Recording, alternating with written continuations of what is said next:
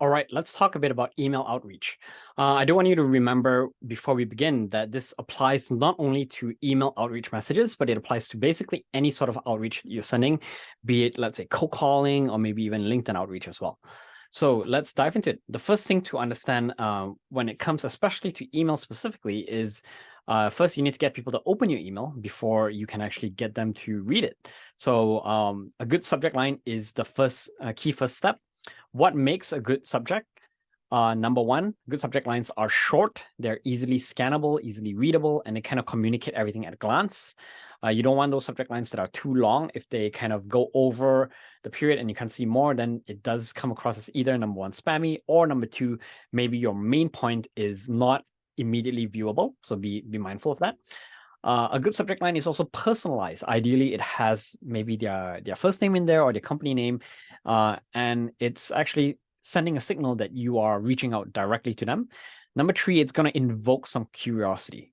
Generally, if you just say, "Hey, let's say website for classynovel.com," that doesn't invoke curiosity.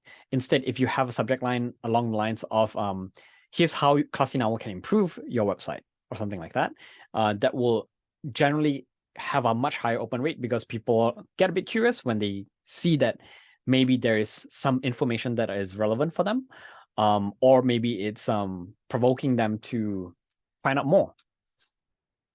Ideally, you can also have subject lines that ask a question, right? It could be something like best person to contact regarding X, Y, and Z. Like, do you need this or something like that? So if you qualify your leads well, then those could be good subject lines as well.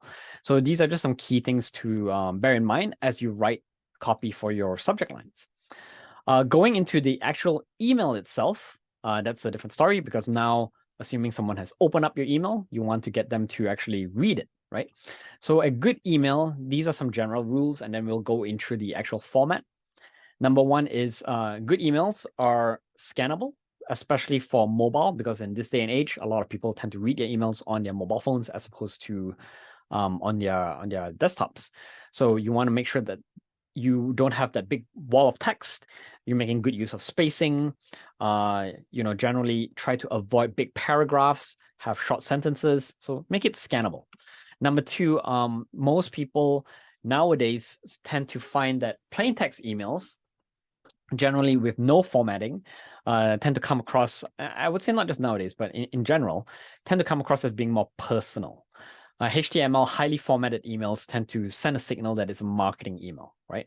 So if you're sending an email outreach that is for your sales campaign, then you want to avoid HTML and try to keep it as simple, plain text as possible.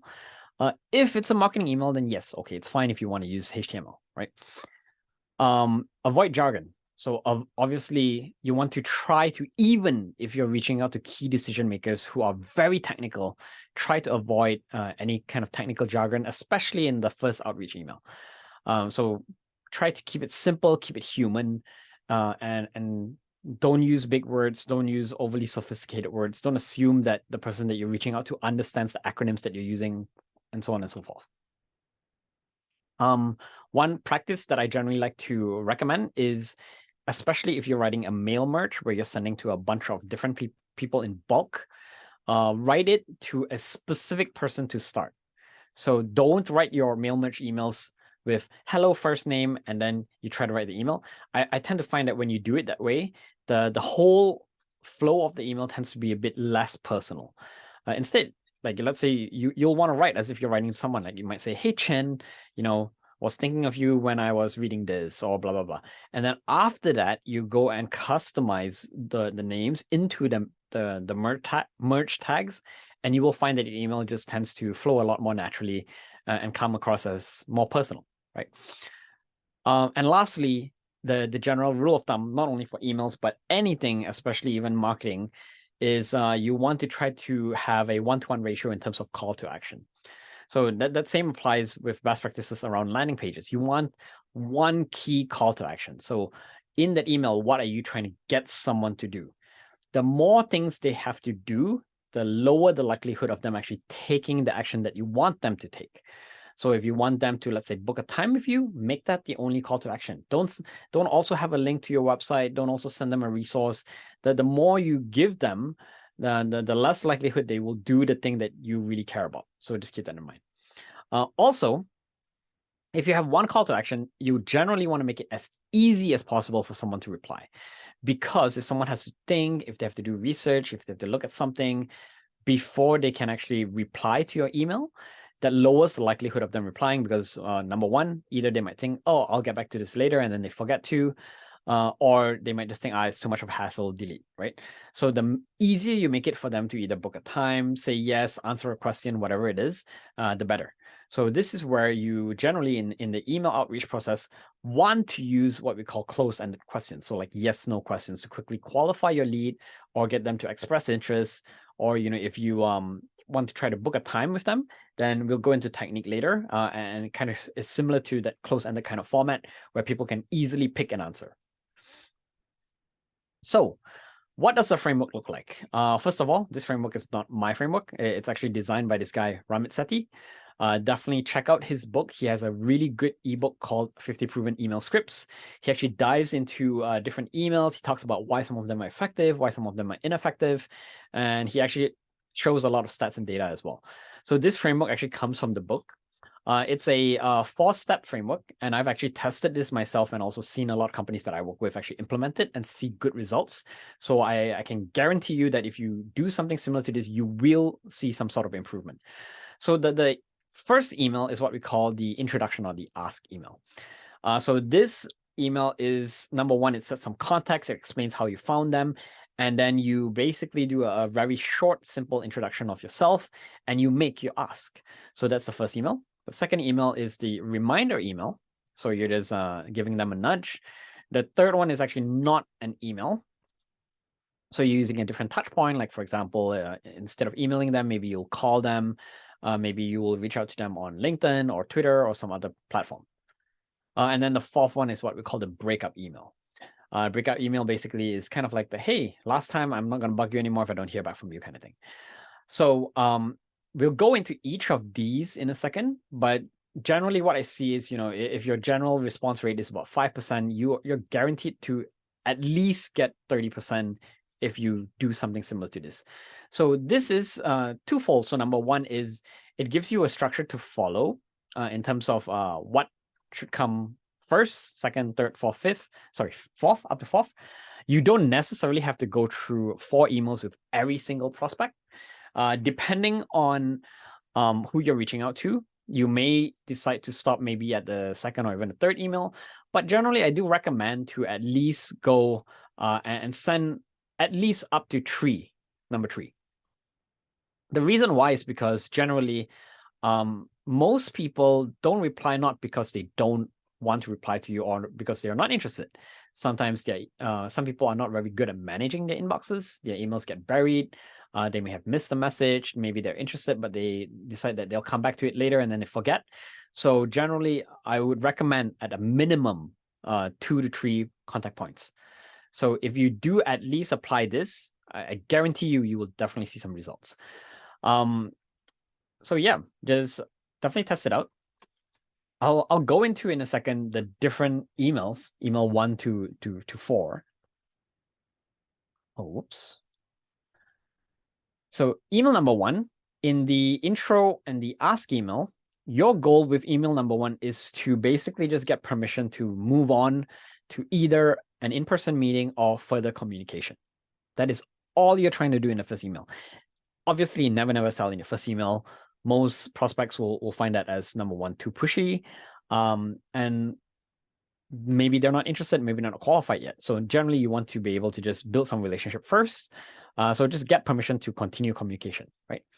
So how do you open? You open up the email with some context. You talk about how you found them. So you might say, oh, you know what? I was looking for B Corp companies and your company fell on my radar. Or, I was speaking to John and he was suggesting that I should reach out to you kind of thing. If you have that kind of context where there's a name drop that you can use, even better.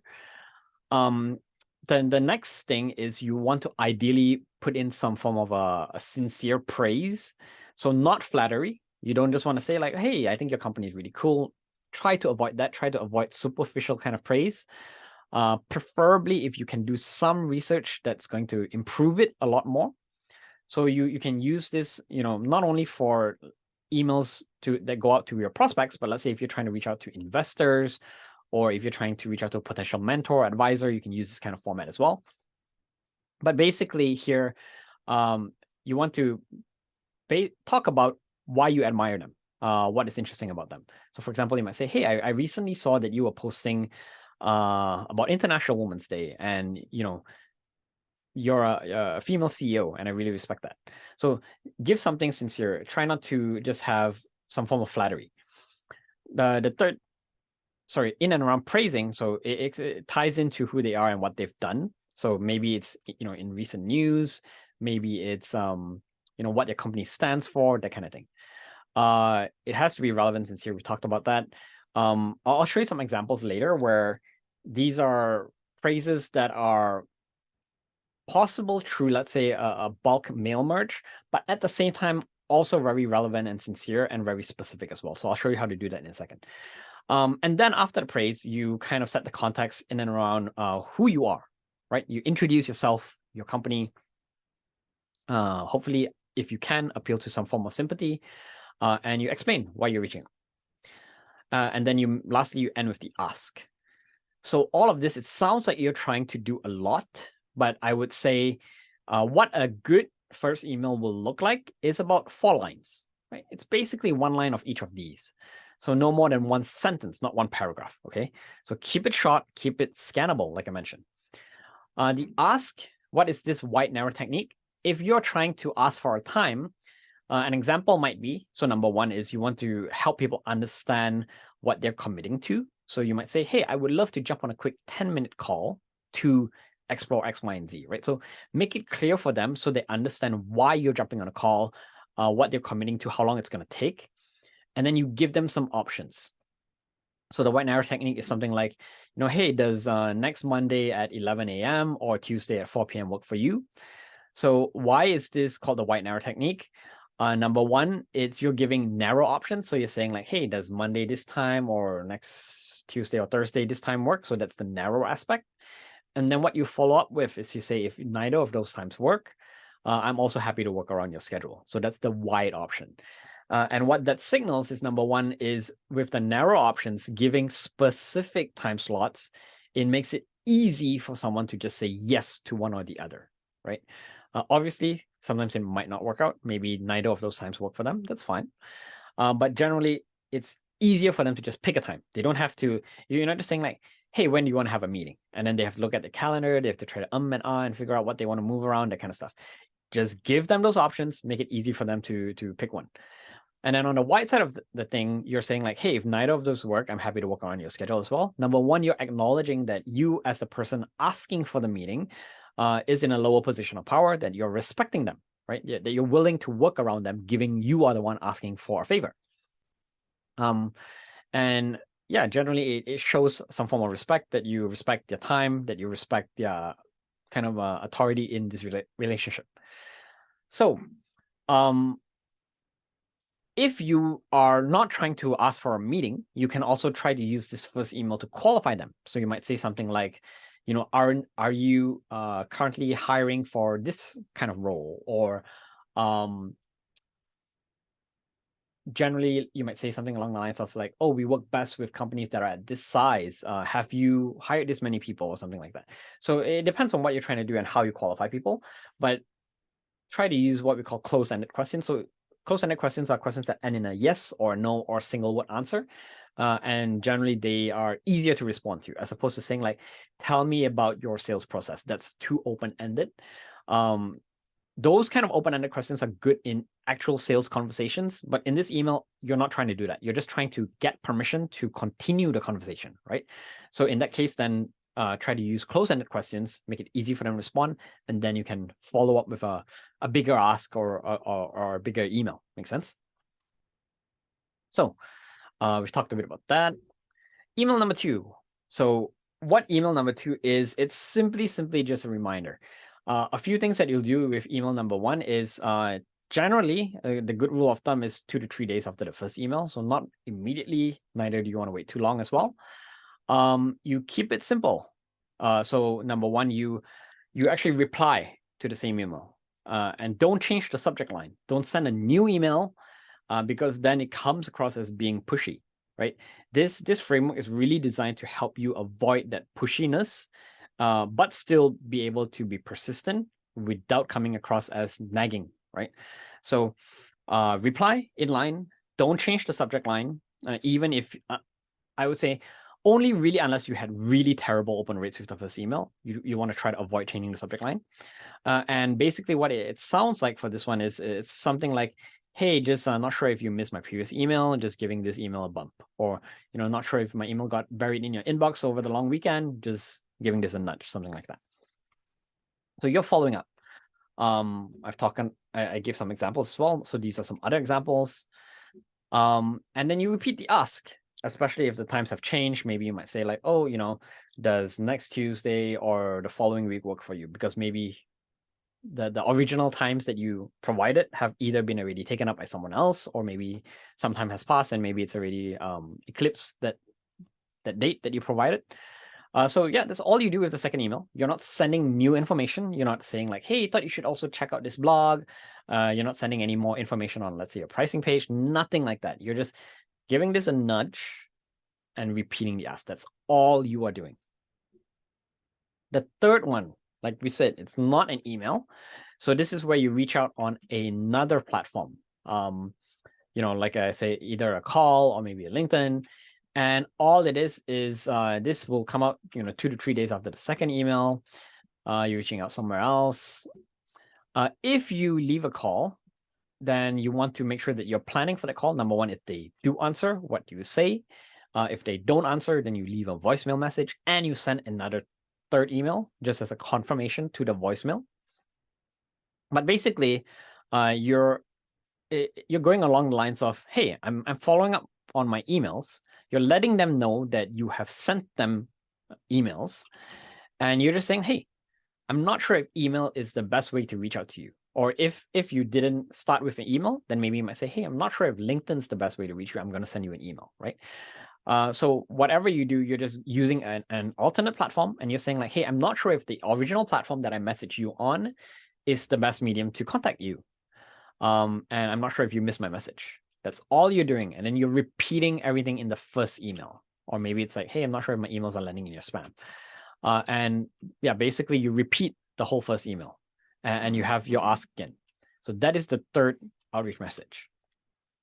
As you'll notice with this, email number 1, 2, and 3, first the original introduction email, and then the friendly reminder, and then this one here, the different touch point.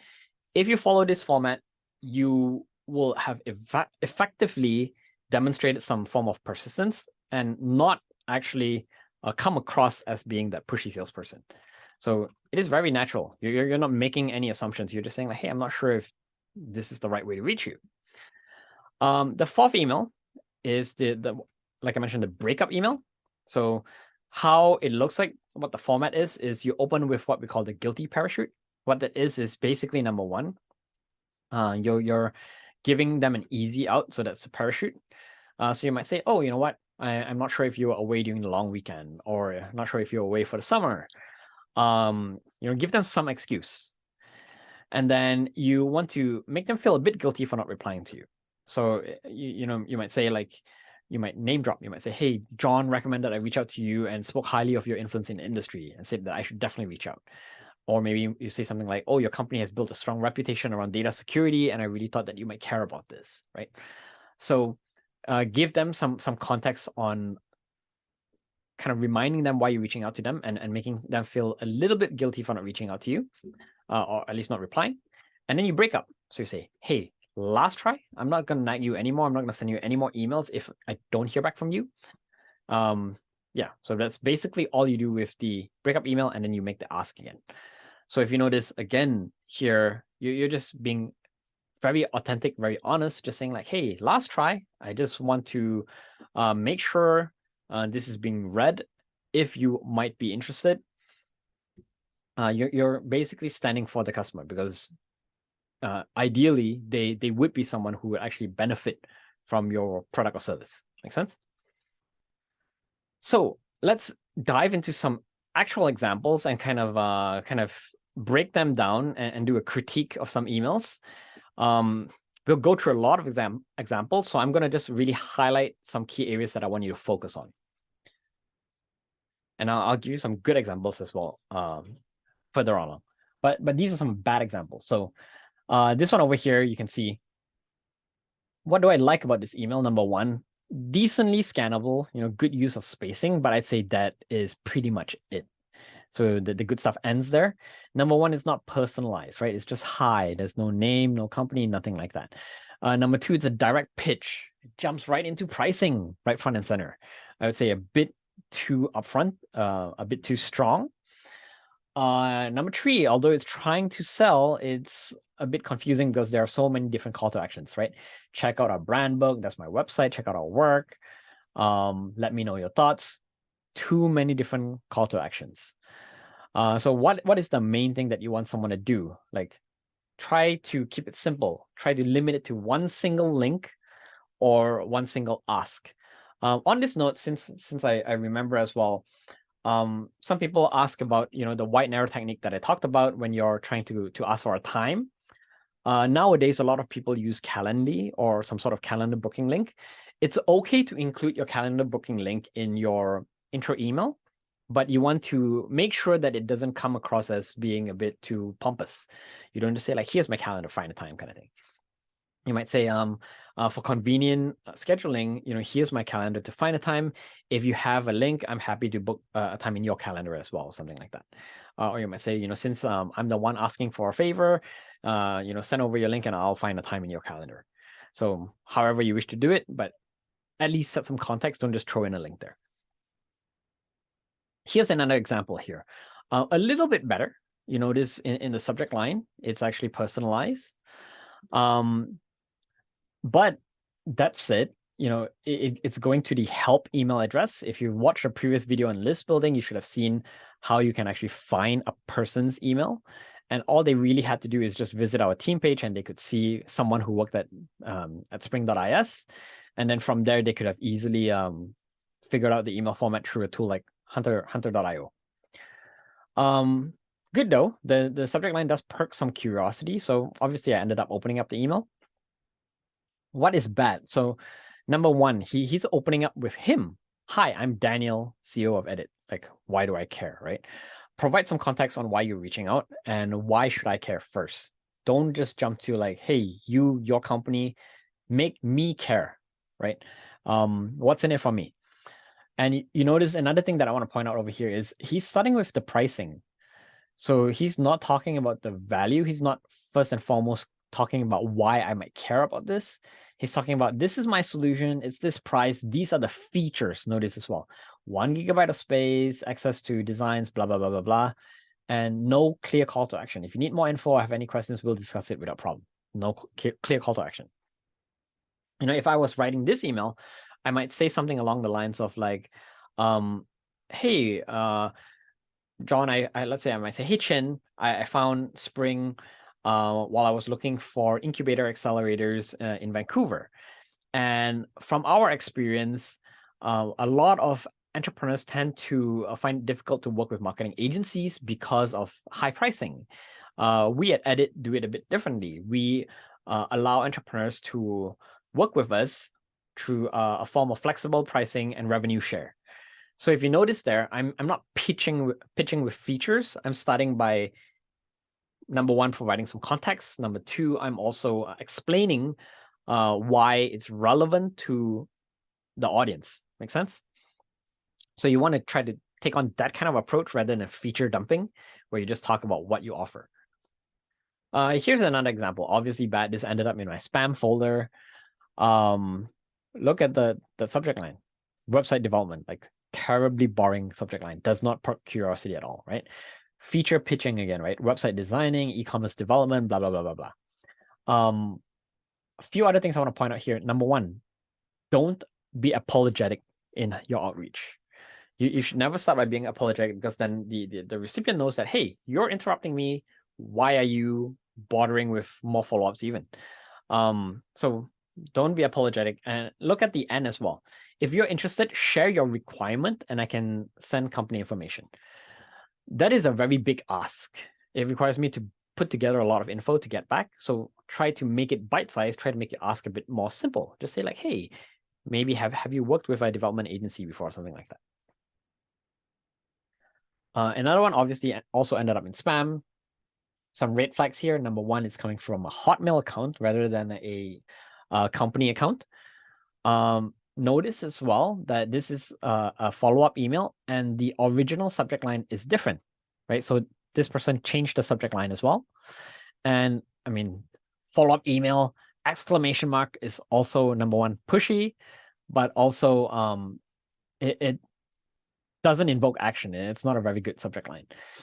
Again, if you look at how she opens, so some funny things here is, Dear Chang Chen Heng. So she tries to personalize, but notice what she didn't do. She didn't clean her list. Like I mentioned before in the list building video, you want to make sure that your list is clean. Your first name column just includes the first name, not the full name. And then, it's, number one, follow-up email, and just want to check, have you checked my previous email? Again, it's very naggy. So try to avoid this kind of outreach. Some more examples again. Personalize at least a bit better. So Chin, permission to send you more info. Again, it's a question mark, perk some curiosity. But again, if you notice with the apologetic side of things, I feel horrible and I'm starting to feel like a stalker, right? Being apologetic and then confessing that you are a stalker, if you feel like you are, you probably are. Don't ask for permission to send more info.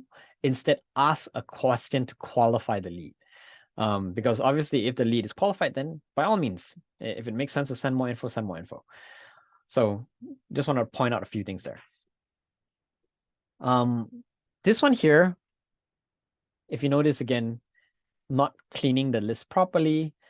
Otherwise, if he had the subject line is actually pretty decent, it does perk some curiosity because, at the time we were involved in the space.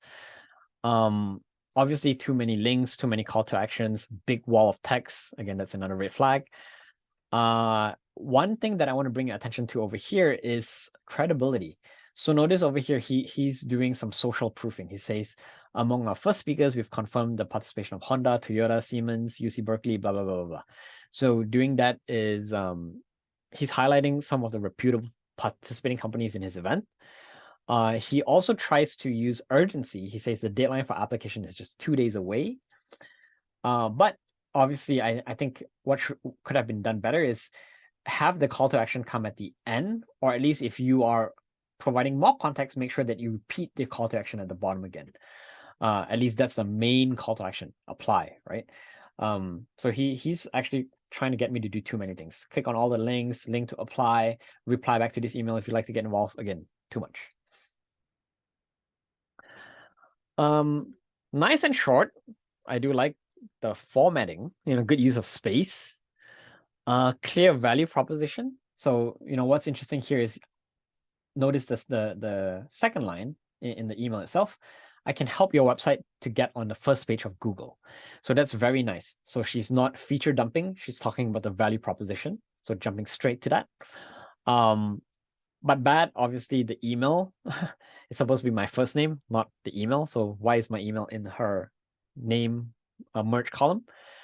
Make it a great day. Like, you can take that out. Doesn't really do anything. It doesn't add any value as a statement. Having a question as a call to action. Would you be interested in having SEO for your website? I would say this distracts from the one that she's highlighted down here. Let me know if you're interested, because you generally want to, number one is you want to have one single call to action, and you want to make sure that the call to action is the main one that you highlight. So let me know if you're interested. I will send you a SEO package and price list. Number one, that is more of a rhetorical question. Sorry, this is a rhetorical question. This distracts from the main call to action. So try to avoid that. Also, she's jumping a bit to the pricing too quickly. You want to make sure that you qualify, you engage with the person before you talk about pricing. Make sense?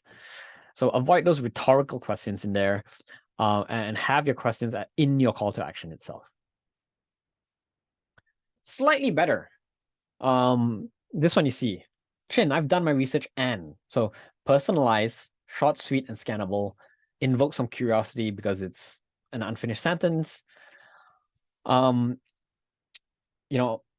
in the email as well, I was doing some research on Classy Novel, and it seems like you're building a business in a consultancy space. So that is accurate. So that's that form of praise there that I talked a bit about, but also very relevant and specific. Obviously, on the bad side of things, too many call to actions, open for a quick call, video testimonial. This one over here with the track record, he's trying to build some credibility there and talk about some of his key clients, some of the revenue that he's done for them. But I would say it's a bit too much. So again, focus more on value and try to keep it simple on the social proofing, not too complicated. Again, this one is slightly better. This is actually an email that someone who attended one of my email workshops actually crafted. Not perfect, but I'll dive into how she can improve it. So number one could be personalized. If she just checked out Chief's website, she could easily find one of the co-founders and just either by looking on LinkedIn or on the website itself. And then from there, from hunter.io, could turn out the person's email as well instead of the info email. Notice the relevant and sincere praise. I was just reading about the launch in Boston, and I think the support you provide for women C-suite executives is awesome. So very relevant, very specific, good praise. This one, I know what she's trying to do here, but I don't recommend it. So the two founders and I share an undergraduate degree in common. In sales, this is what we call finding common ground. But I would say that if you're trying to build rapport on common ground, if it's not relevant, then you should omit it. If it's not relevant to this discussion, this conversation, then why are you talking about your undergraduate degrees in common, right? So I would instead just drop it. That praise that she had at the start is already really, really good. Over here, she says, hey, I'm presenting at this event in Brazil. That I think she's trying to include to demonstrate some credibility, but I would just mention it instead of linking to it, because again, like if you have it as a link, then that comes across as another call to action, right? Notice as well how she makes it ask, I would be delighted to talk to the best person about it via phone or video. It's a very weak call to action. It's not posed as a question. Give specific options or use a question. Here's another one. Again, slightly better. Again, could be improved in terms of the personalization. Yes, again, look, many links. Also try to avoid links in your signature as well. Obviously, you can see unsubscribe link. That means it was sent through a mailing client as opposed to direct from an inbox. There are a few different call to actions here as well. So is that something that you'd be interested in? That my websites here, I would say those would not count as call to actions or links, because if he personalized properly, that would have been just the company name or our name. But here, number one, is this something that you're interested in? I can send you some of my previous book samples, like a bit too much. So try to keep it simple. Bringing out pricing a bit too early as well, in my opinion. So, I can develop a website at an affordable price. This price also includes blah, blah, blah. So I'd say try to avoid pricing in the first conversation. Get people to agree on a need first and be clear on value before you move into pricing. Even though, if you notice in this email, he's not actually putting a price tag on price. What is interesting here is some of the good ones I want to point out to you. The subject line is not in here, but the subject line that he had in his email was my website at the time, valuehiring.com, domain errors. So obviously it's personalized, and number two, it prompts some concern or urgency. So I ended up opening the email. Notice here, he's using bullet points to highlight suggestions, which is actually pretty good. So you're focusing on value again, not focusing on features. So he gives very specific suggestions, and these suggestions could also be suggestions that are sent out in bulk via mail merge to if he's doing proper targeting, if he's targeting small companies that don't have mobile optimized websites, for example. And then notice as well that it's sent out through the mail merge tool.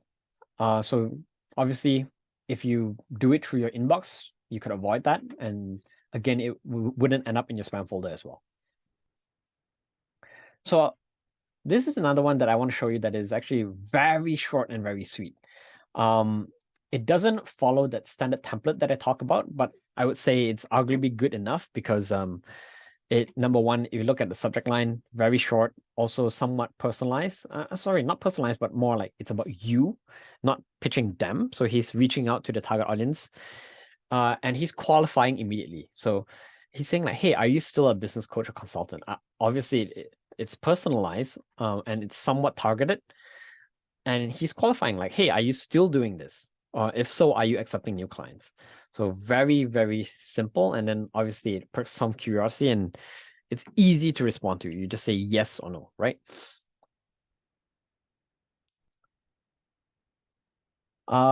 This one, hey, not too bad as well. See, let's talk about your PR strategy. So it's personalized.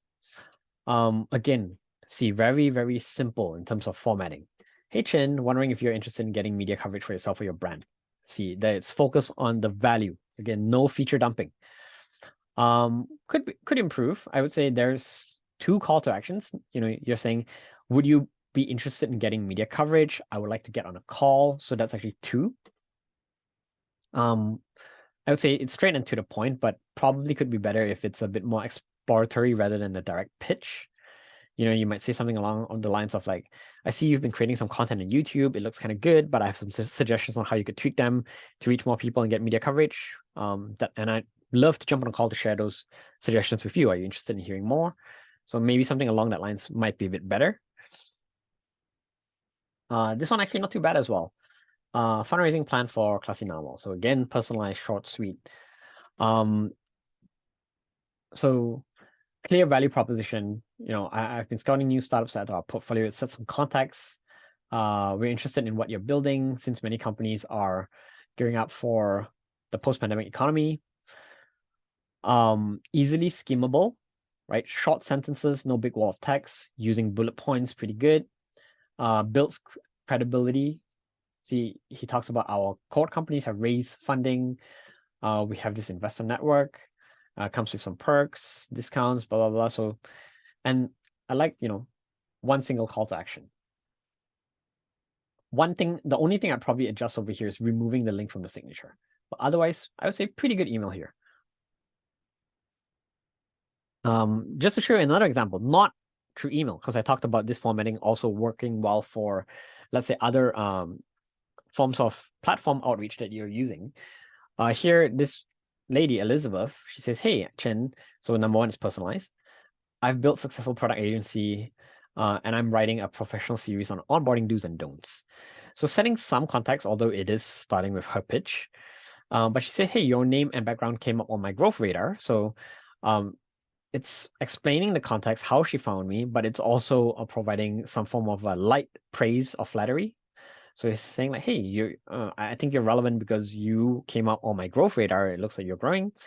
Would you be open to sharing how you convert the traffic? It's a bit of a big ask, but she's not asking me to share how I convert my traffic. She's saying, would you be open to sharing how you convert the traffic?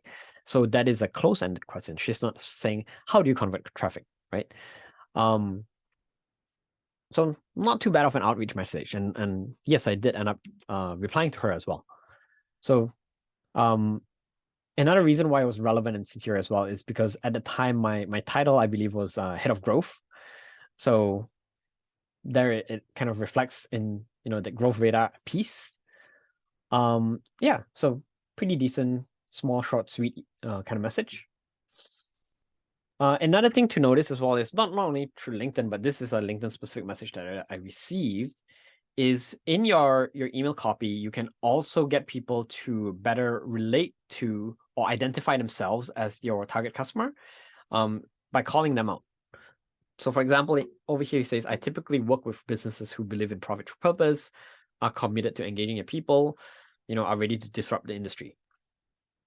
And like what I felt is immediately by reading his message, I was like, oh, 1, 2, 3, those are things that resonate with me.